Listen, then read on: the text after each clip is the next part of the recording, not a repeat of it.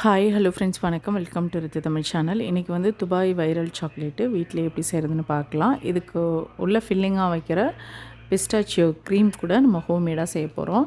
அதுக்கு ஒரு பேன் எடுத்துகிட்டு அதில் ஒரு கப்பு நல்லா தோல் உரித்த பிஸ்டாச்சியோ எடுத்துகிட்டு நல்லா வாசனை வர அளவுக்கு வறுத்து எடுத்துக்கலாம். வறுப்பட்டதும் இப்போ எடுத்து ஆற வச்சுட்டு இதை மிக்ஸி ஜாரில் சேர்த்து நல்லா கொரப்பாக அரைச்சி எடுத்துக்கலாம். இப்போ இது கூட கண்டென்ஸ்டு மில்க் வந்து சேர்த்துக்கலாம். இப்போ இது கூட 3 டேபிள் ஸ்பூன் அளவு கண்டென்ஸ்டு மில்க் சேர்த்துக்கலாம்.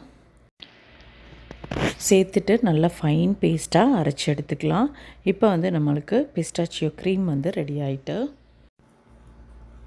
அடுத்து இந்த மாதிரி நல்ல மெலிசாக இருக்கிற சேமியா வந்து எடுத்துக்கலாம். எடுத்துட்டு இதை வந்து ஒரு பேனில் பட்டர் சேர்த்துட்டு அது நல்லா உருகுனதும் இப்போ நம்ம ஒடிச்சு வச்சுருக்க அந்த சேமியாலாம் போட்டு நல்லா கோல்டன் கலர் வர வரைக்கும் இதை வந்து வறுத்து எடுத்துக்கலாம்.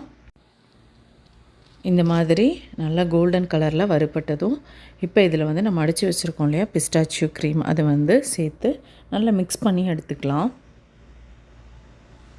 இப்போது இதை வந்து நம்ம அசம்பிள் பண்ண ஆரம்பிச்சிடலாம். என்கிட்ட நல்லா டீப்பாக இருக்க மாதிரி சாக்லேட் மோல்டு இல்லை, ஸோ அதனால் நான் இந்த கேக் பாப்சிக்கல் மோல்டு எடுத்திருக்கேன்.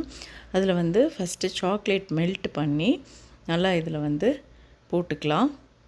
போட்டுட்டு எங்கோ படுற மாதிரி நல்லா இதை பரப்பி விட்டுடலாம். இது அப்படியே ஒரு 10 நிமிஷத்துக்கு ஃப்ரீசரில் வச்சுட்டு எடுத்துக்கலாம். இப்போ நல்லா செட் ஆகிடுச்சு. இப்போ இது மேலே வந்து ஃபில்லிங் நம்ம ரெடி பண்ணி வச்சுருக்கோம் இல்லைங்களா, பிஸ்டாச்சியோ அந்த வெர்மிஸ்லி, அதை வந்து உள்ளே வச்சிடலாம். வச்சுட்டு இப்போ இது மேலே நம்ம வந்து திரும்பவும் சாக்லேட் வந்து ஃபில் பண்ணிக்கலாம்.